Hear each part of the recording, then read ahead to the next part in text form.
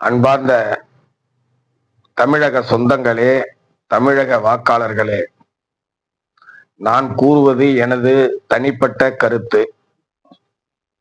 இந்த கருத்து என்னவென்றால், நான் சொல்வது உண்மை தவிர வேறு எதுவும் இல்லை.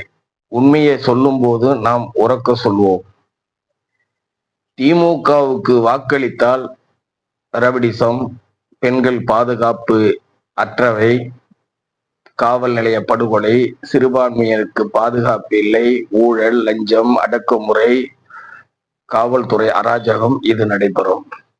இரண்டாவது, விடுதலை சிறுத்தைகளுக்கு நீங்கள் வாக்களித்தால் அது டிஎம்கேவுடைய தலித் மக்களுக்கு பாதுகாப்பற்ற சூழ்நிலை உருவாகும். அனைத்து இந்திய அண்ணா திராவிட முன்னேற்ற கழகத்திற்கு நீங்கள் வாக்களித்தால் அது நேரடியாகவே பிஜேபிக்கு, சன் பரிவாளர் கும்பலுக்கு அது பயன்படும்.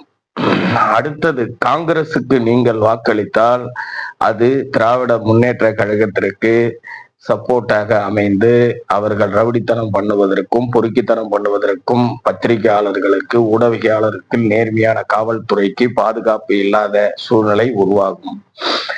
சீமானுக்கு வாக்களித்தால் வெறும் எண்ணிக்கையில் சேரும்.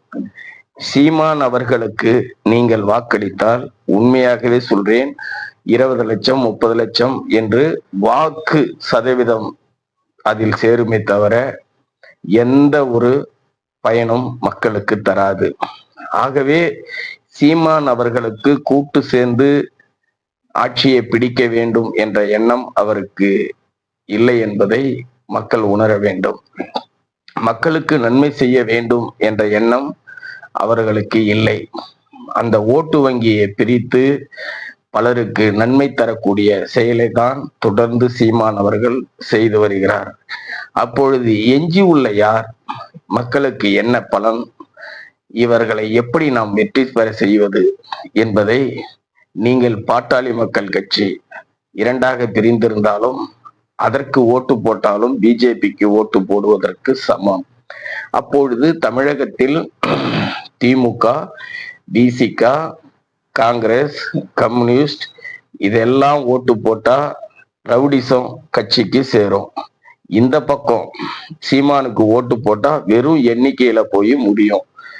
ரெண்டாவது, ஏடிஎம்கே, பிஜேபி இவங்களுக்கெல்லாம் ஓட்டு போட்டா ஜாதி பிரச்சனையும், மத பிரச்சனையும், இன பிரச்சனையும் உருவாக்கி மக்களுக்கு நிம்மதியற்ற ஒரு வாழ்க்கையை தருவார்கள். நீங்களே முடிவு செய்யுங்கள். உங்கள் வாக்கு உங்கள் உரிமை. நன்றி.